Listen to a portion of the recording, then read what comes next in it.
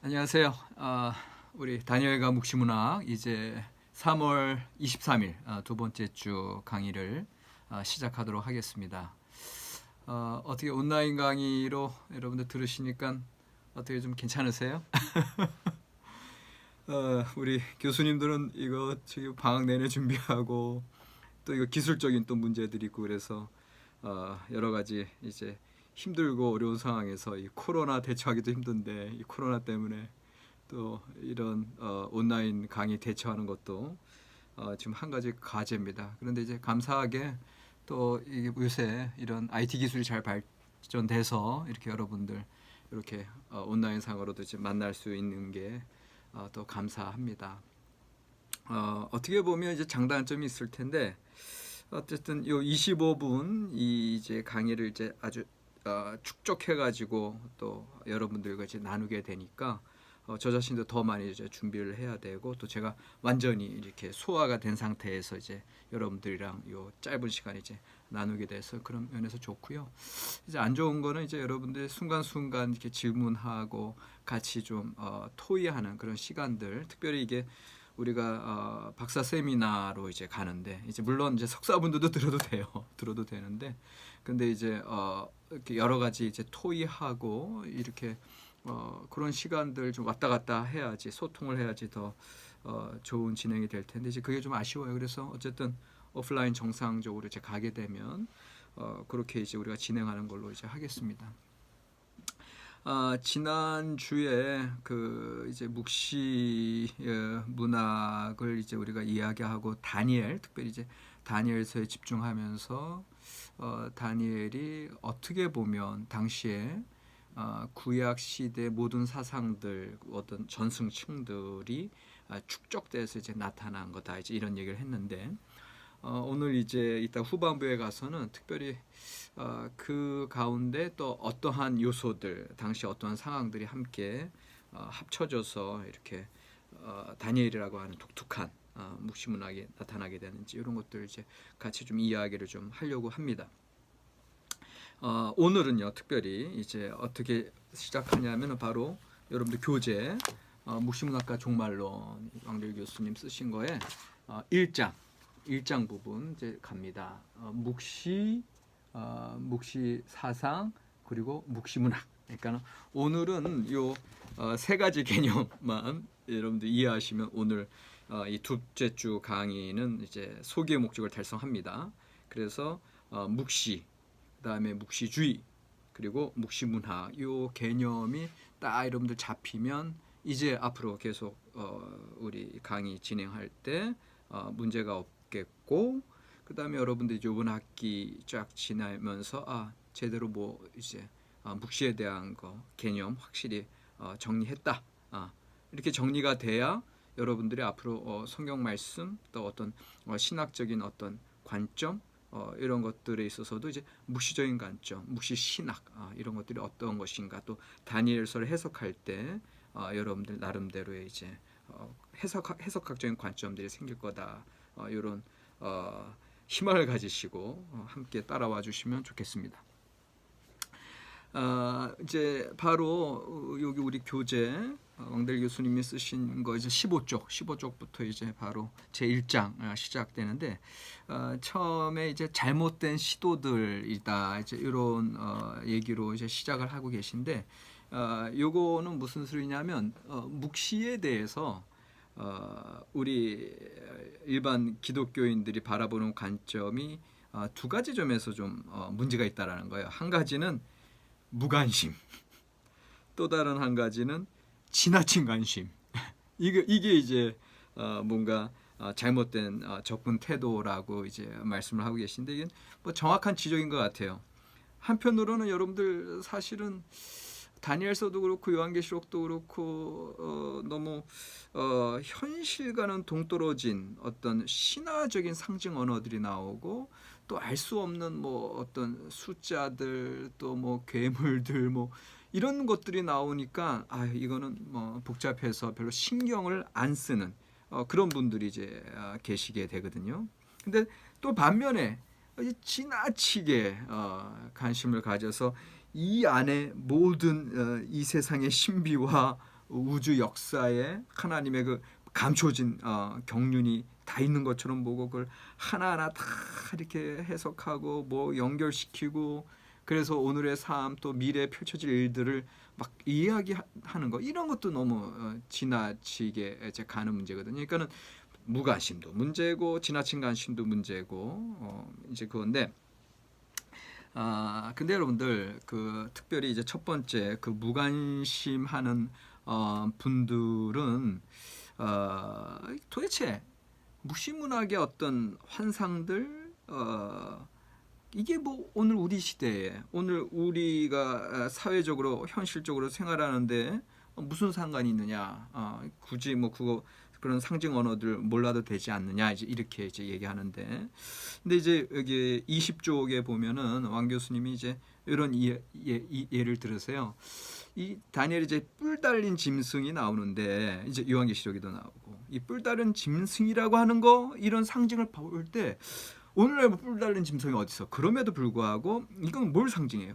현대 사회의 불신앙이 상징으로서 이러한 어떤 뿔 달린 짐승과 같은 그런 모습들이 오늘 우리에게 있는 거 아니냐. 그리고 오늘 우리가 다른 사람에게 이런 뿔 달린 짐승의 그런 일들을 행하지 않느냐. 이런 어떤 신앙적인 반성들을 이런 상징들이 준다는 거죠. 그리고 어떻게 보면 이 공중권세 잡은 이 어떤 사탄의 세력들 이것을 항상 우리가 의식하고 그것을 대적하고 싸우는 어떤 이러한 용기를 불어넣어주는 격려하는 이러한 메시지도 우리가 얻을 수 있다라는 거거든요. 근데 반면에 또 이 지나친 관심으로 너무 종말론적인 거 또 어떤 예정된 앞으로 미래를 막 이렇게 생각하는 것들도 상당히 문제예요. 이게 오늘날은 이제 2000년대 들어서서는 이제 많이 나타나지는 않지만 이게 20세기 말에 그러니까 21세기 2000년대 시작하기 전에 이제 첫 시간에도 이제 말씀을 드렸지만 이 관심이 이제 많았거든요. 특별히 이게 말씀을 문자 그대로 있는 그대로 이제 받아들이시는 분들은 특별히 요한계시록 같은 데서 나타나는 그 지구 종말, 최후의 날에 대한 거 이런 것들에 대한 관심이 많았어요. 그래서 이 책에서도 이제 예를 드는데 이제 할 린제이라고 하는 미국 사람인데 이분이 이제 죽은 사람 앞에 붙이는 위대한 혹성 지구 The Late Great Planet Earth라고 하는 이러한 베스트셀러 책을 썼어요. 그래가지고 이 린지라고 하는 사람은 이 세상이 이 요한계시록에 이제 문자적으로 성경에서 주장하는 바 대투쟁이 일어날 것이고 그 후에 그리스도의 천년 재림 통치가 이루어지리라. 이제 그런 주장하는 그런 책이 당시 70년대 말에 이게 이제 1970년대에 나온 책인데 많은 사람들에게 이제 관심을 일으키고 베스트셀러가 됐다라는 거거든요. 그러면서 이제 그 할 린제이는 그 책에서 그런 일들이 종말에 일어날 일들이 성서적 한 세대인 40년 그리고 이걸 어떻게 계산하냐 하면은 1948년에 이스라엘이 이제 공화국이 형성되잖아요. 그러니까 바벨론 포로에서 이스라엘 나라는 그때부터 없었어. 기원전 587년, 586년 그때부터 이스라엘 땅이 없었잖아요. 이스라엘이라는 나라가 없었어요. 중간에 이제 하스모니안 왕조가 잠깐 이제 그 마카비 투쟁 거쳐서 하스모니 왕조가 잠깐 성립은 되지만 그게 온전한 국가 어떤 독립체로 이제 보기는 힘들거든요. 그러니까 그런 면에서는 587년에 기원전의 멸망에서 1948년 제2차 세계대전 이후에 유엔에서 이제 이스라엘을 이제 공화국을 해준 그러니까 1948년 그때 이후에 40년을 계산해서 1988년에 이 뭔가 종말이 일어날 것처럼 이렇게 얘기했던 거예요. 1988년. 근데 여러분들 다 아시다시피 1988년은 뭐 서울 올림픽이 아무 문제 없이 이 지구 대축제가 서울에서 일어난 그 시절인데 어쨌든 요 소설에서는 그때가 막 종말이 임하는 어떤 그런 시대로 본 적이 있었어요. 그런데 여러분들 참 이 종말론 이제 이런 이야기들은 한번 지나가도 계속해서 다시금 이제 살아나잖아요. 그 위에 또 어떤 일이 있었냐면은 그 소설 시리즈가 쫙 나요. 미국에서. 그 뒤에 남겨진 것들 Left Behind 이 수천만 부가 팔린 건데 여기 이제 1995년 그러니까 20세기 말이죠. 1995년부터 2007년까지 이게 계속 나오는 거예요. 예.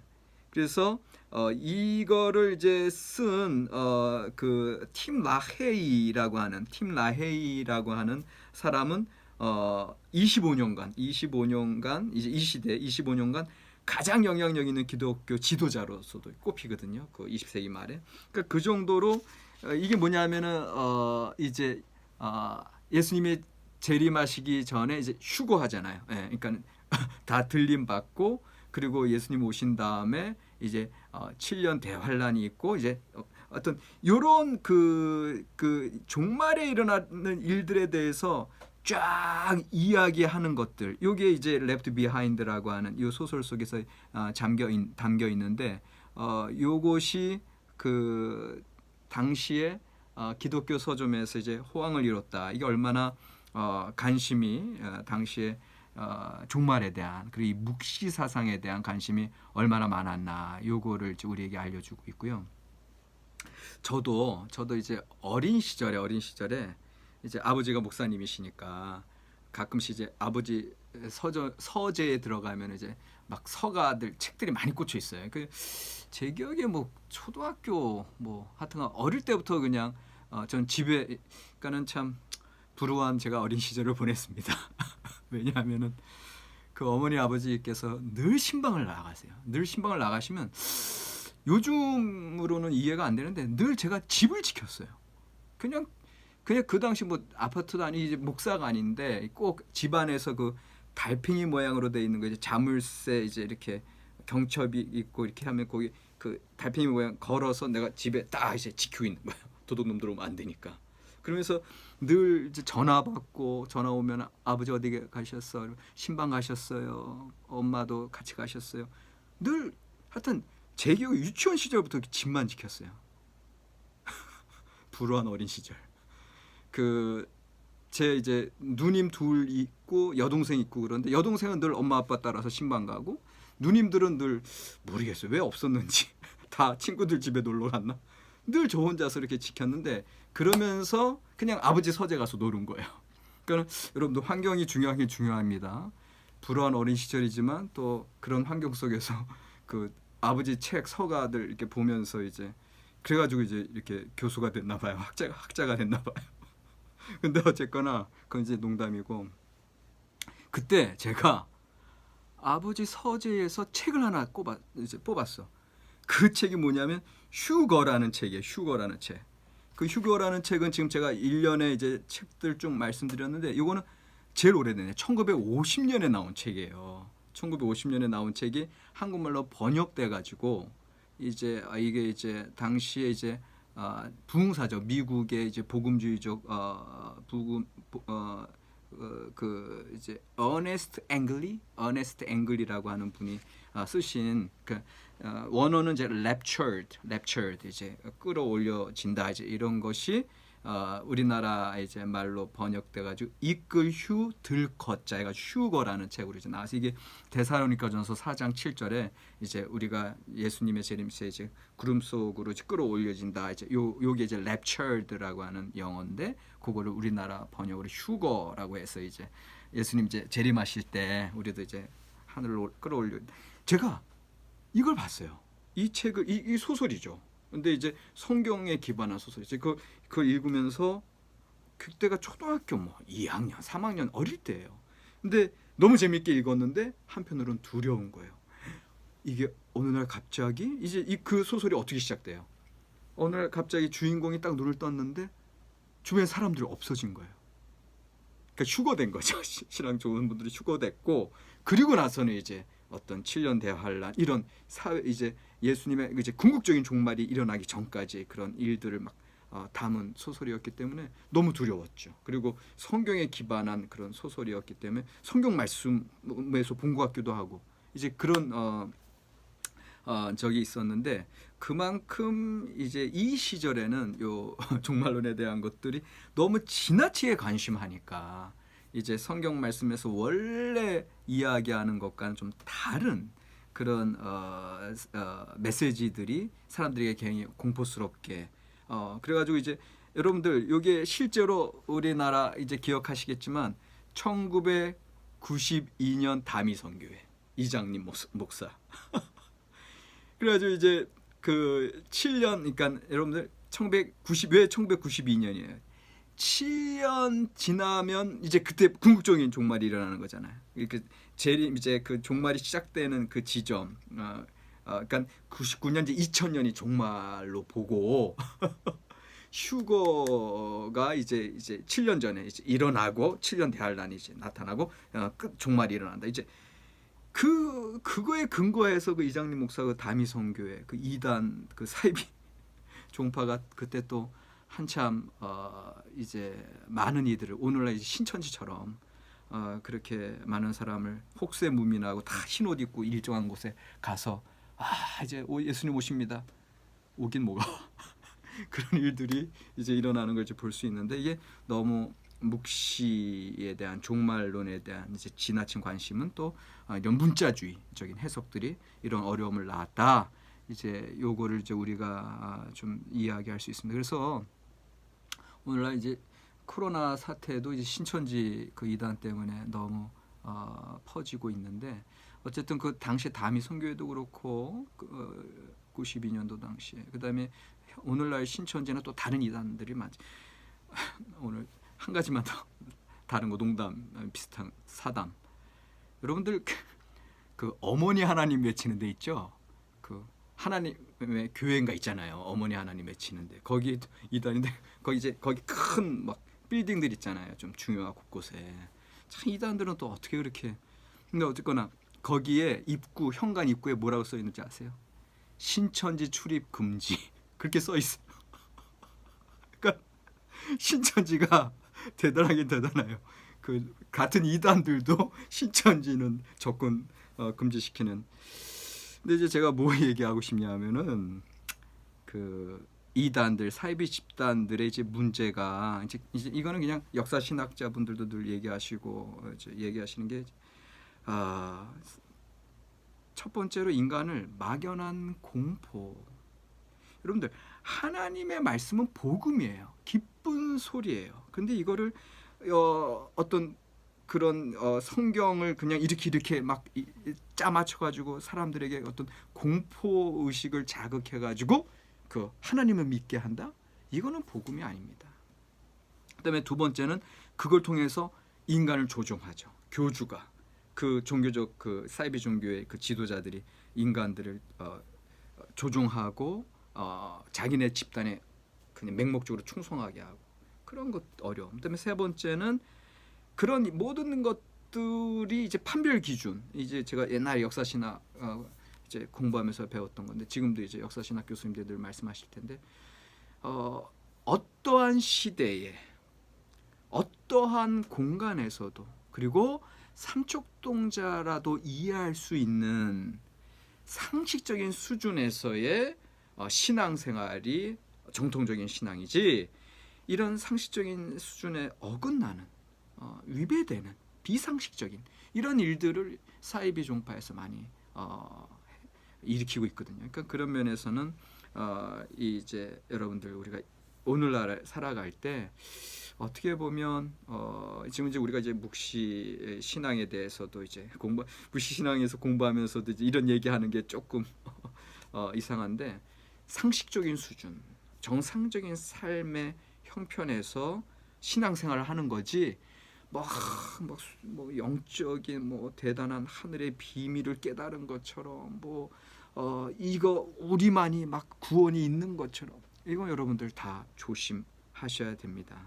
이제 우리 이거 공부하면서 계속 그런 것들에 대해서도 계속 또 토의할 수 있는 기회가 있습니다. 한 가지 이제 제가 묵시에 대해서 무관심, 지나친 관심 이제 얘기 끝냈고요.